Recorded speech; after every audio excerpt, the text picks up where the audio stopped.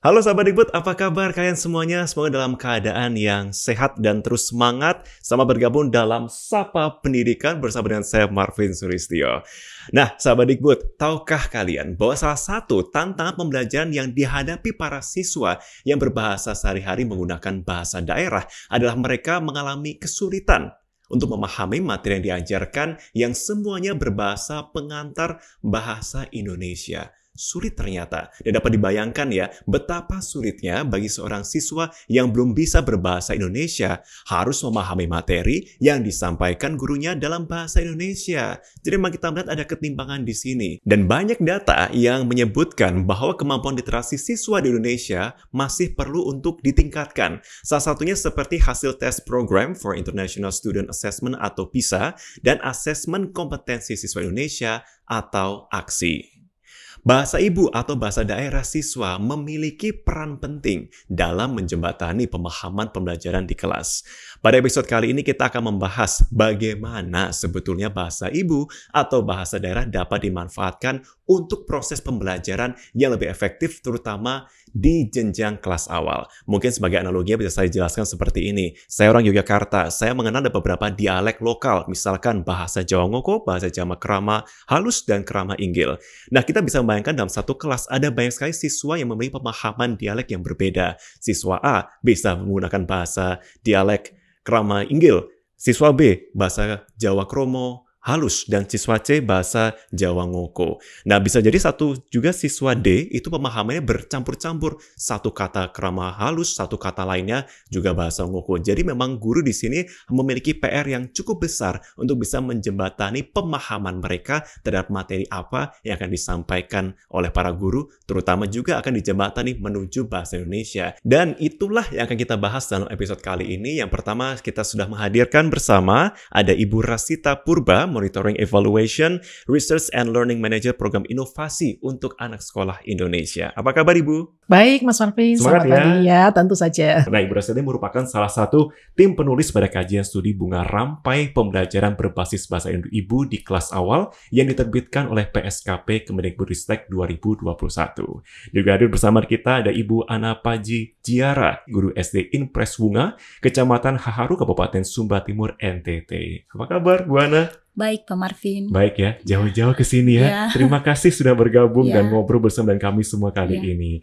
Baik Sobat Dikbud, nah Ibu Ana ini juga sudah jauh-jauh datang dari NTT untuk episode kali ini. Mayoritas di kelas Ibu Ana di Sumba Timur NTT pun menggunakan bahasa Kambera atau bahasa apa Ibu? Bahasa Kapunduk, Pak. Kapundo ya? Iya. Oke, ada yang Kapunduk. Kapunduk. Iya. Ada juga yang bahasa campur juga lainnya Kapunduk. Iya, kalau kami di kecamatan itu hanya menggunakan bahasa Kapunduk, tapi kan masih ada bahasa Kambera, masih ada bahasa Lewa, ada berbagai macam kami di Kabupaten Sumba Timur.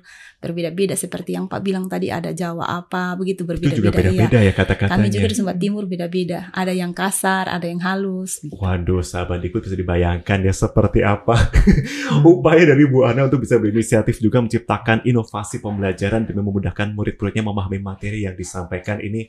Luar biasa PR-nya ya, Bu Ana. Tapi kalau sebelum kita bicara soal pengalaman, mungkin kita akan mendengarkan dari Bu Rasita dulu mungkin ya. Bu Rasita, kalau kita bicara mengenai hasil riset, begitu ya, sebenarnya seperti apa sih kondisi nyata pada penelitian yang sudah Ibu lakukan? Oke, baik Mas Marvin. Tadi sudah disebutkan ya oleh Mas Marvin bahwa kemampuan literasi siswa Indonesia itu masih belum sesuai harapan. Nah, untuk sesi ini kita fokus pada anak-anak di kelas awal. Jadi kita bicara tentang literasi dasar. Dan itu memang dari hasil studi kami itu nampak sekali bahwa ada banyak anak yang bahkan kemampuan dasarnya untuk mengenal huruf, suku kata, dan kata itu masih bermasalah.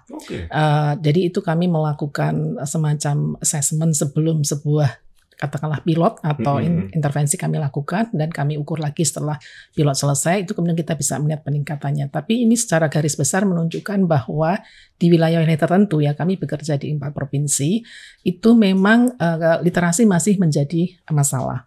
Nah, sekarang kalau kita bicara tentang anak-anak yang bahasa utamanya adalah bahasa daerah dan mereka tidak menguasai bahasa Indonesia, kondisinya lebih rentan lagi.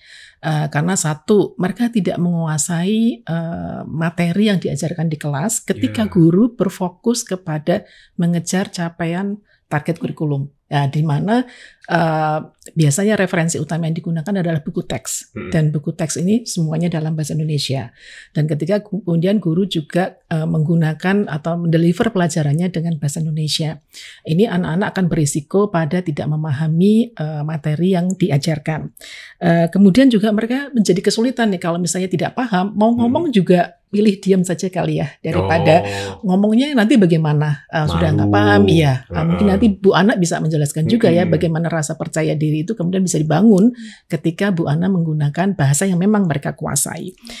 Kemudian ada resiko mereka akan tertinggal kelas karena tidak memahami pelajarannya, mereka akan punya resiko untuk tertinggal, tidak naik kelas. Kemudian juga resiko drop out karena kemudian nggak paham-paham, udahlah nggak masuk aja lah daripada sekolah aja lah, nggak paham-paham juga gitu ya, mendingan nggak usah sekolah. Nah, risiko yang berikutnya tentu saja terkait hasil belajarnya tadi yang dia akan tertinggal dari teman-teman yang memang menguasai bahasa Indonesia dan pelajarannya itu dilakukan dalam bahasa Indonesia. Jadi secara garis besar seperti ini isunya. Ini bukan hanya isu di Indonesia, tapi juga di negara-negara yang memang ada multibahasa atau bahasa dwibahasa begitu ya. Itu pengalaman menggunakan bahasa daerah atau bahasa ibu untuk pembelajaran itu bukan hanya di Indonesia, dan problemnya dihadapi juga oleh negara-negara tetangga di sekitar kita. Itu sih Mas Marvin secara garis besar ya isu yang perlu diperhatikan dalam konteks ini gitu. Iya, dan kelas 1, kelas 2 pun saya dapat informasinya pun juga masih belum bisa membaca secara jelas untuk bahasa Indonesianya gitu ya. Iya, jadi kalau kami tuh mulai tesnya ada 2 Mas. Pertama dari dia kenal huruf, suku kata dan kata, kami menyebutnya dan basic literasi. Nah, setelah itu literasi kan bukan hanya sekedar bisa baca. Dia harus bisa lancar dan paham apa yang dibaca. Nah, ini problem lain lagi. Jadi bisa jadi dia lancar membaca, ditanya yang kamu baca tadi apa? Belum tentu bisa menjawab. Atau kalaupun bisa menjawab adalah pertanyaan-pertanyaan yang levelnya masih sederhana. Misalnya seperti apa, siapa, di mana. Mungkin secara eksplisit jawabannya ada, dia masih bisa jawab kalau bisa baca. Tapi begitu pertanyaan sudah lebih high level, ya, misalnya seperti kenapa begitu, kira-kira nanti akibatnya apa kalau begitu, mulai dia belum tentu bisa memahami belum tentu bisa menjawab. Yang ini yang kita sebut critical thinkingnya. Nah itu literasi sebetulnya harusnya sampai ke sana ya, bukan sekedar dia bisa membaca. Nah jadi bisa dibayangkan kalau dia nggak paham materinya, mungkin bisa diajari nih bacanya, tapi nggak ngerti kontennya. Nah ini saya rasa yang nanti akan menjadi pengalaman berharga mendengar apa yang dilakukan oleh Ibu Ana ya, tentang bagaimana dia melakukan itu. PR kita jembatannya itu masih banyak ya, pemahaman ini di daerah ya. Nah ini juga Mas karena konteks COVID ya, isu yang masih berkelanjutan sejak 2 tahun yang lalu ya. Studi kami kami menyebutnya dengan studi learning gap. Itu mencoba melihat kesenjangan antara hasil belajar yang diperoleh ketika konteks COVID dengan apa sebetulnya yang kita harapkan mereka sudah kuasai, dan itu terbukti dari studi kami bahwa memang terjadi penurunan hasil belajar ya dari sebelum dan sesudah COVID. Yang kita sebut dengan learning loss atau hilangnya hasil pembelajaran. Nah, ketika kita lihat di kelompok anak-anak yang bahasa utamanya adalah bahasa ibu, kita lihat mereka lebih tertinggal lagi. Jadi perhitungan kita itu kira-kira 3 bulan mereka ketinggalan dari teman-teman mereka yang sudah menguasai bahasa Indonesia.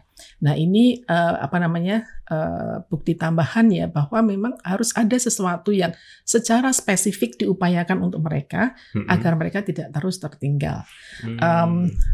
Studi yang lain juga menunjukkan bahwa kalau anak di tahap awal ini tidak menguasai materi yang di awalnya, maka dia akan terus-menerus tidak menguasai di tahap berikutnya yang kita sebut dengan Matthew effect, dan ini berarti mereka menjadi anak-anak yang betul-betul ketinggalan terus ya. Nah ini yang saya melihatnya sebagai isu kesenjangan di dunia pendidikan, adanya ketidakadilan kalau tidak ada kemudian intervensi yang secara spesifik membantu mereka untuk mengatasi isu itu. Jadi ini isunya bukan sekedar teknis gimana ngajar bahasa dengan bahasa ibu, tapi ini bicara dengan konsep keadilan, keinklusivitas di bidang pendidikan, dan bagaimana kita meningkatkan kesetaraan terhadap pembelajaran yang berkualitas. Waduh. Itu sih Mas.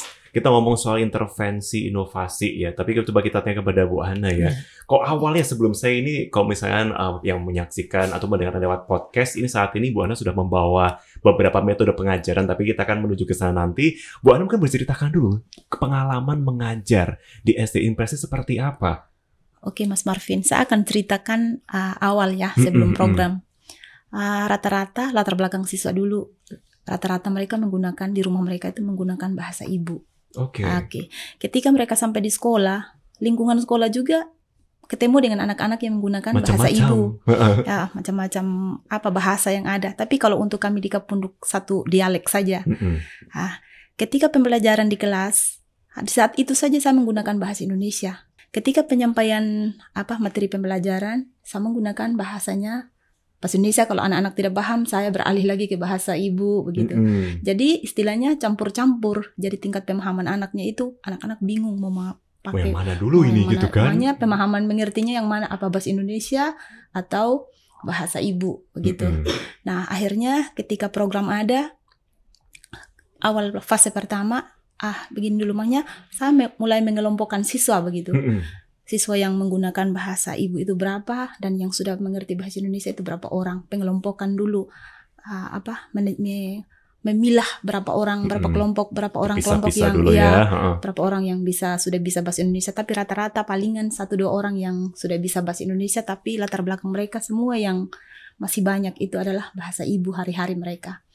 Nah, ketika program ada di fase pertama, saya masih menggunakan bahasa ibu itu 35 menit bahasa ibu pertama untuk menjelaskan pembelajaran. Ketika saat jelaskan itu mereka menguasai konsep istilahnya. Anak-anak itu paham dulu apa yang saya ajar hari itu dengan menggunakan bahasa ibu. Intinya peletakan dasar mereka atau menggali apa yang mereka sudah belajar dengan menggunakan bahasa ibu itu. Nah, ketika anak-anak sudah paham konsep, baru 35 menit berikutnya saya pindah ke bahasa Indonesia. Di fase pertama penggunaan itu masih agak masih belum lentur masih belumnya anak-anak masih bingung karena beralihnya itu sangat cepat, tidak 35 menit terus 35 menit cepat begitu. Akhirnya di fase kedua mulai menggunakan full satu pembelajaran. Pertama itu bahasa ibu dulu untuk pengenalan konsep, menyediakan media pembelajaran dengan bahasa ibu, terus mereka menyediakan media gambar yang kecil-kecil itu dan mereka sebentar menceritakan dengan bahasa mereka sendiri begitu. Kalau mereka menggunakan bahasa Indonesia, mereka pikir dulu, misalnya kalau kata ayah seolah-olah masih punya pemikiran yang ini ya, lama mikir ya. Kalau ama kan misalnya kalau untuk ungkapkan ama kan cepat. Terus mereka ingat akan orang tua mereka di rumah begitu. Jadi mereka menceritakannya itu tidak namanya untuk anak-anak itu dia bisa percaya diri begitu untuk dia bisa menceritakan kembali apa yang mereka pelajari hari itu. Jadi untuk mengantar anak-anak masuk ke pelajaran bahasa Indonesia itu sangat jembatan yang sangat baik begitu. Betul. Tapi kemudian sampai akhirnya menemukan inovasi berupa kartu pengajaran itu. Apa yang pertama di pikiran Bu Hana pada waktu itu sampai akhirnya memutuskan kalau saya harus coba metode ini deh supaya anak-anak bisa mengerti gitu. Oke. Kalau metode pertama yang 35 menit masih bingung ya. Anak-anak kelihatannya di hasil pembelajaran akhir itu masih belum percaya diri, terus masih pikir. Bingungnya itu ketika awal pembelajaran langsung transfer begitu, tidak ada jeda begitu. Jadi peletakan dasarnya itu agak-agak langsung transfer ke bahasa Indonesia, agak mereka bingung begitu. Jadi ketika melihat itu, jadi dari program menyarankan untuk coba lagi hal yang baru. Begitu itu evaluasi, merupakan evaluasi akhir kami di program fase 1 untuk masuk ke fase 2 untuk pembelajaran ini lebih menarik begitu, lebih anak-anak itu kita antar pemahaman konsep mereka itu lebih bagus begitu. Jadi ternyata justru ini lebih efektif begitu. Ketika kita transfer ke bahasa Indonesia, sekalipun kita ulang pembelajaran misalnya media tadi yang kita siapkan dalam bahasa daerah, tetapi nanti media yang kita ketika masuk di pembelajaran berikut, media pembelajaran bahasa Indonesia gitu. Jadi kita full menyampaikan, jadi ada 2 media pembelajaran yang disediakan, ada yang bahasa ibu, ada yang bahasa Indonesia begitu. Jadi kita tidak ulang ketika tidak ulang penyebutan dalam bahasa ibu, tidak mengulangi itu. Jadi langsung dengan bahasa Indonesia itu tadi. Oke, ini menjadi pengetahuan terbaru ya untuk sahabat Dikbud semua ya. Ternyata Hmm. prosesnya tidak semudah itu ternyata. Semua orang berpikirnya, oke, kok gitu disesuaikan bahasa daerah kemudian disampaikan. Belum tentu anak-anak bisa mengerti satu kelompok bahasa daerah. Bisa jadi mereka campuran dan lain-lain, sehingga metodenya pun juga harus satu. Untuk apa? Menciptakan pemahaman dalam satu awal gini ya. Tapi kalau misalnya untuk pemahaman paling awal, ini mungkin kita boleh ditunjukkan, mungkin boleh untuk saya dan juga Ibu Rasita juga, Bu Ana. Ini dari contoh dari kartu ya. Ini kali ini yang bisa disampaikan. Di sini ketika saya belajar bahasa ya, untuk pengenalan huruf ya, nama huruf sama bunyi. Misalnya ini A besar, A kecil, bunyinya A, begitu. Bunyi A ada bisa juga kita bisa berikan pertanyaan, ini gambar apa, sambil kita ditunjukkan antara gambarnya ya. ini ke anak-anak, antara ada kontak, ada antara guru sama anak-anaknya. Misalnya mereka menyebutkan gambar ini. Ini gambar ini adalah gambar, mereka akan tahu ini gambar apu, nenek kalau bahasa Indonesia. Jadi kita pembelajarannya itu menggunakan bahasa daerah begitu. Nah, ketika bunyi A, pasti ini kita menjelaskan ada di kata apu. Kata apu, makanya penekanan bunyi harus ada di kata A-nya itu apu. Misalnya penekanan bunyi itu harus ada begitu. Ditekankan A-nya, vokalnya dulu. Vokalnya dulu. Oke. Supaya mengerti. Akhirnya kita juga bisa bukan hanya kata apu, bisa juga dengan kata ama begitu. Makanya penekanan bunyi itu harus di bunyi A. Akhirnya anak-anak akan dengan kita begitu terus akan mengerti bunyi itu. Bukan hanya apu, ama, dia bisa juga menyebutkan namanya yang punya bunyi A. Begitu. Dia bisa menyebutkan nama benda yang punya bunyi A begitu. Oke, lainnya boleh mungkin. Setelah pembelajaran ini selesai, guru memberikan contoh penyebutan bunyi dan bahkan katanya itu ada di gambar ini, di kata ini. Akhirnya saya mulai membagikan kartu kata, kartu gambar yang di masing-masing siswa. Ini ada beberapa. Ada beberapa kartu gambar ya yang saya harus bagikan di beberapa siswa, nanti di semua siswa dalam kelas. Di dalam kartu gambar ini dia menyebutkan masing-masing, menyuruh siswa menyebutkan nama gambar yang dia pegang. Nanti ketika misalnya ini dia sebut mata, mengulangi itu nama gambar. Misalnya mata, ada bunyi A tidak di dalam situ. Ada bunyi A tidak. Pasti kalau ada bunyi A, pasti mereka akan bilang ada Bu. Pasti gitu. Yang tidak bunyi A pasti mereka sudah bisa bedakan yang bunyi A dengan bunyi yang tidak punya bunyi A. Setelah proses ini semua dalam kelas, pindah ke kartu kata. Kartu kata saya bantu. Di kartu kata ini masih menggunakan bahasa ibu. Masih bahasa ibu ya. Dari bahasa Indonesia kita kita kasih artinya ke bahasa ibu. Di dalam kartu kata ini kita bagi ke semua siswa. Di semua siswa ini dia akan bisa menentukan, kita minta anak untuk menentukan A. Misalnya di sini ada katiku. Katiku. Jadi guru membantu membaca karena kelas 1 kan belum bisa membaca ya. Betul. Jadi guru yang membantu membacakan, dia menentukan bunyi A itu ada di mana dan menunjuk itu A itu di mana. Kan tadi sudah pengenalan di gambar, dia sudah tahu gambar A besar, A kecil. Jadi ketika dia sebut katiku, dia sudah bisa menentukan bunyi A di situ. Dan dia bisa lihat berapa A. Jadi ketika kita mengajar tematik, masuk matematika dia sudah menghitung. Sekaligus begitu ya. Dalam metode awalnya berarti dia ajak untuk mengerti bahwa bunyi A itu hurufnya seperti ini. Dan kemudian dari kata yang kita ucapkan ada A atau tidak. Gitu ya. Itu sahabat Dikbud seberapa sulitnya pengalaman kita untuk mengajarkan begitu ya. Dan memang ini metode dilakukan untuk kelas 1. Untuk kelas 1. Kelas 1 ya. Jadi seperti ini mungkin sahabat Dikbud yang mendengarkan melalui podcast saat ini, memang Ibu Ana membawa beberapa contoh kertas yang ada berisi huruf vokal A, kemudian ada juga gambar apu atau nenek ya di sini ya yang memang sudah dilakukan. Nah, terima kasih Bu Ana untuk pengalamannya berbagi mengajar. Nanti dikembalikan di kelas ya, nanti cari sama anak-anak nanti. Nggak ada. Ibu Rasita, kalau kita bicara mengenai support ya, sebenarnya kan beberapa pihak mengatakan kan sudah ada muatan lokal tanda kutip Nah, satu sisi dikatakan sudah ada muatan lokal, berarti kan kita juga sekaligus sudah belajar bahasa ibu. Bedanya apa sih bahasa ibu di muatan lokal dengan bahasa ibu inovasi yang dilakukan oleh Bu Ana ini? Baik, mungkin sebelum ke sana, Mas, saya ingin mengomentari tadi Bu Ana bahwa apa yang dilakukan Bu Ana ini menunjukkan bahwa guru menerapkan praktek yang adaptif ya. Jadi dia melakukan monitoring, karena dia mengevaluasi evaluasi ketika itu tidak bekerja dengan baik, dia mencoba cara lain. Jadi tidak statis ya. Saya rasa ini sangat relevan dengan kebijakan pemerintah saat ini, yaitu tentang merdeka belajar. Ya, di mana guru dituntut untuk terus belajar dan terus menyesuaikan dengan konteks. Jadi itu tadi yang dilakukan Bu Ana. Dan satu lagi, Mas, dalam konteks penggunaan bahasa ibu ini yang paling penting adalah perubahan pola pikir guru. Di mana dia harus berfokus pada siswa, bukan berfokus pada guru. Nah, praktek-praktek yang banyak terjadi, proses pembelajaran itu berfokus pada guru, karena guru mengejar target capaian kurikulum misalnya. Sehingga kemudian lebih satu arah fokusnya kepada guru. Apa yang dilakukan Bu Ana itu berfokus kepada siswa, dan ini butuh perubahan pola pikir. Terkait dengan pertanyaan tadi mengenai bedanya, jadi begini, Mas, dari studi di buku Bunga Rampai itu juga kami sampaikan bahwa ternyata ada dua praktek penggunaan bahasa ibu. Yang pertama adalah bahasa ibu yang dipakai untuk pembelajaran, seperti yang diterapkan oleh Bu Ana. Jadi untuk membuat anak memahami, karena itu bahasa yang mereka kuasai.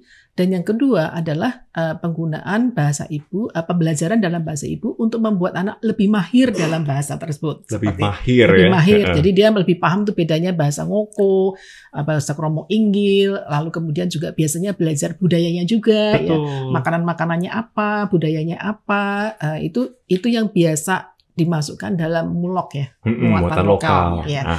Tujuannya adalah untuk pelestarian budaya dan termasuk bahasanya sendiri. Tujuannya adalah itu. Tetapi kalau penggunaan bahasa ibu untuk pembelajaran itu adalah menggunakan bahasa ibu untuk mengajarkan materi-materi yang harus disampaikan kepada siswa. Jadi bukan belajar bahasanya, tapi menggunakan bahasa itu untuk belajar. Nah ini kan beda banget ya. Beda sekali. Tujuannya sangat berbeda. Di buku Bunga Rampai itu disampaikan bahwa ternyata masih banyak kebingungan nih, masih banyak salah paham. Yang dimaksud dengan penggunaan bahasa ibu itu ada dua ini, tapi sering orang menganggapnya sama saja, padahal tidak, karena tujuannya berbeda.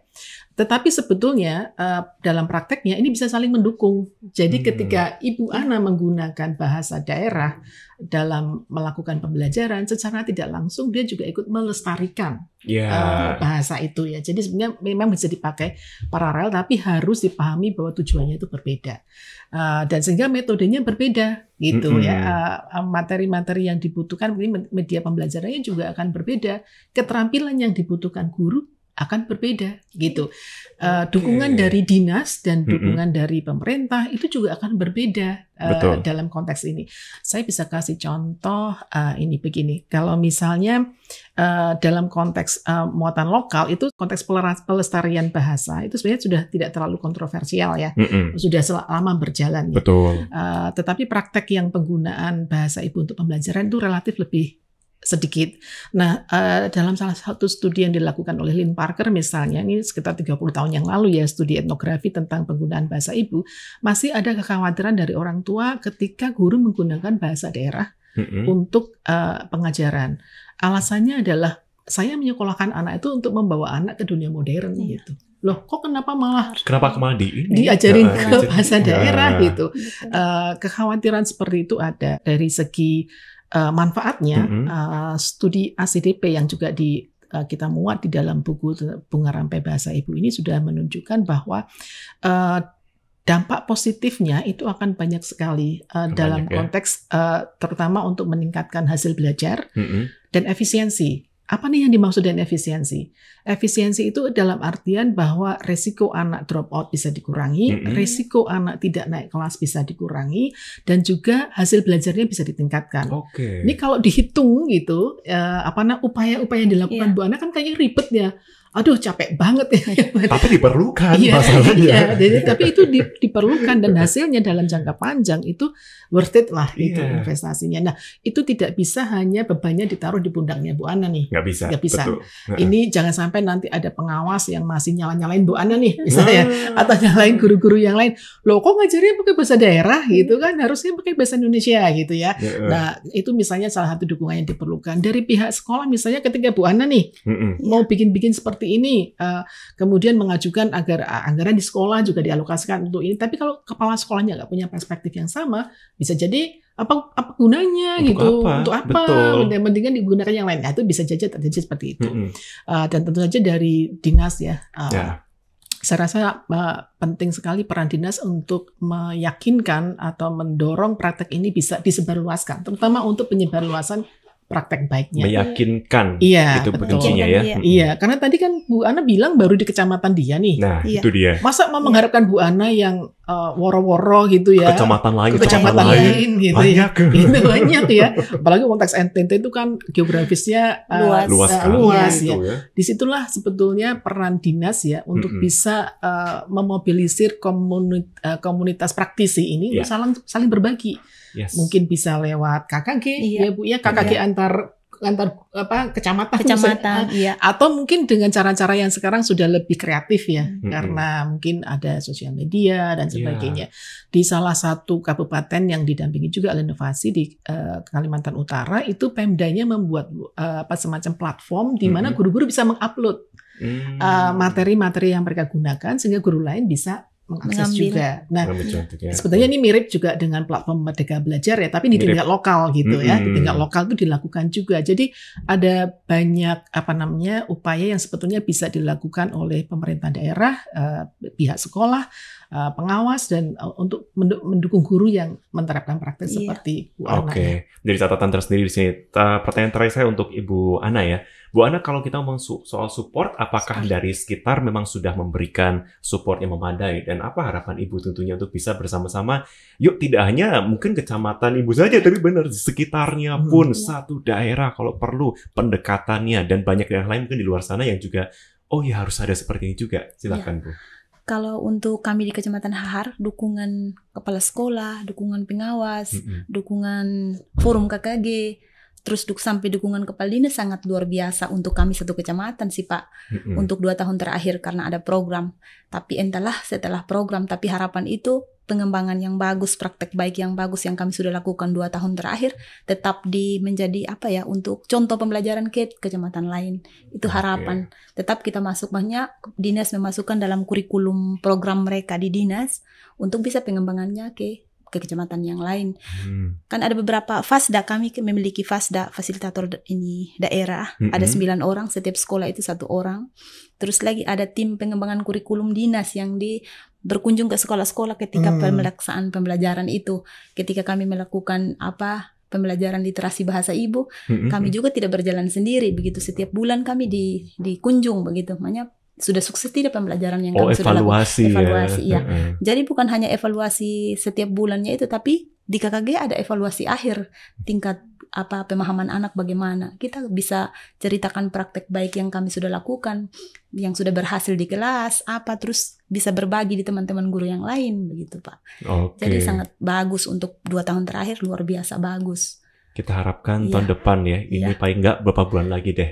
Ada benar-benar perubahan yang memang bisa disampaikan di sini dan benar-benar terlihat ya. Tapi mungkin Mas Marvin, salah satu contohnya hubungan dinas di Sumba Timur itu adalah surat edaran ya, agar guru kelas 1 atau kelas awal itu adalah guru yang menguasai bahasa lokalnya. Kami untuk 2 tahun terakhir Pak tidak ada pergantian guru kelas 1, 2, 3 kami tidak ada, justru ada edaran dari kepala dinas tidak boleh mengganti. Dan penempatan guru ke kelas rendah itu harus guru yang benar-benar fasih berbahasa ibu, yang bisa sudah tahu mengerti anak-anak punya bahasa begitu. Betul. Jadi kalau guru yang tidak mengerti bahasa dialihkan ke kelas tinggi begitu, yang sudah bahasa Indonesianya sudah bagus. Itu kami ke yang 9 sekolah di Kecamatan Hahar. Karena memang pendekatan emosional kepada anak-anak itu penting sekali. Ya. Ketika ada kedekatan tertentu, itu bisa semakin dekat juga pemahaman anak bisa mendapatkan dari guru ya, seperti itu ya. Ini ada hasil studinya juga, Mas. Jadi kami dari menganalisis data yang kami kumpulkan, itu salah satu tulisan menyimpulkan bahwa pembelajaran dalam bahasa ibu itu menggunakan guru menjadi ekspresif gitu. Jadi bentuk-bentuknya itu sangat ekspresif, komunikatif gitu ya. Itu menjadi salah satu faktor yang mendukung keberhasilan dari pendekatan ini. Pastinya. Iya. Dan pasti indikator keberhasilan adalah ketika bagaimana anak-anak bisa memahami dan membedakan dari bahasa daerah yang biasa digunakan sehari-hari dan juga pemahaman yang disampaikan kepada gurunya di sana. Dan kita harapkan jembatan ini yang melalui podcast kali ini ataupun juga tayangan kali ini benar-benar bisa menjadi sebuah wake up call, bisa menjadi sebuah perubahan bersama bahwa memang ini masih menjadi bagian untuk meningkatkan literasi kita di sekitar ya. Setuju ya? Iya, setuju. Oke, terima kasih sudah bergabung dalam diskusi kita. Menarik ya, sudah diajak jalan-jalan ke NTT, ke Indonesia juga sama Bu Rasita mengenai risetnya. Harusnya ke luar negeri juga kan. Karena nih studi ini kan praktek ini dilakukan juga di banyak negara yang lain. Dan menarik ya betapa Indonesia sangat beragam. Ini bukan menjadi sebuah masalah, tapi menjadi sebuah keragaman untuk kita jembatani di sini. Baik Bu Ana, Bu Rasita, terima kasih atas penjelasan kita pada episode kali ini. Dan sahabat Dikbud, kita sudah mendengarkan bersama penjelasan dari tamu-tamu kita pada episode kali ini. Semoga episode kali ini dapat menginspirasi daerah lain yang mengalami tantangan pembelajaran yang serupa. Mudah-mudahan dengan kesadaran penerapan bahasa ibu sebagai bahasa pengantar pembelajaran pendidikan di Indonesia dapat terus maju dan merata serta inklusif. Baik, sahabat Dikbud, jangan lupa untuk saksikan episode selanjutnya. Saya Marvin Sulistyo, pamit undur diri. Terima kasih dan sampai jumpa.